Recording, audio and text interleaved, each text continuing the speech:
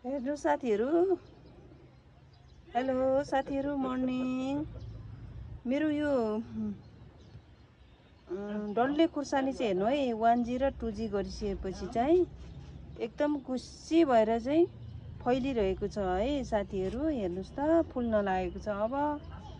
अब यसलाई हेर्नुहोस् त, यति अग्लो पनि भएको छैन, ठिक्क ठिक्कको हाइट छ। अब यो हाँगा भाँचिएला भन्ने डर हुँदैन। एकदम त्यो 1G र 2G गरेन भने चाहिँ एकदम हाँगा भाँचिने धेरै सम्भावना हुन्छ। यो 3G पनि गर्नुपर्ने, अब 3G चाहिँ मैले गरेन, यसपालि 1G र 2G चाहिँ गरेको। तर यी अब फुल्न लागेको छ कति राम्रो गरेर। हेर्नुहोस् त, यति राम्रो गरेर फुल्न लागिरहेछ।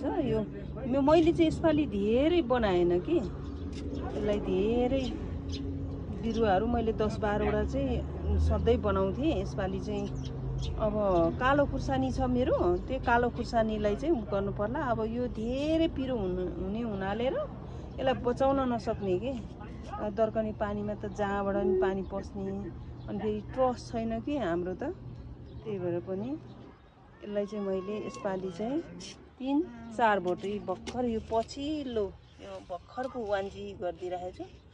फेरि 2G गर्नु छ। अब 1G 2G गरेन भने चाहिँ एकदम अग्लो हुन्छ र यसलाई सम्हाल्नै नसक्नेको हुन्छ कि, अब माथि टुप्पामा गएर फल्ने हुन्छ। अनि त्यसैले चाहिँ यसलाई हाँगा भाँचिने के धेरै, त्यही भएर यो छोटो छोटो बनाइदियो भने चाहिँ एकदमै राम्रो हुन्छ है साथीहरू।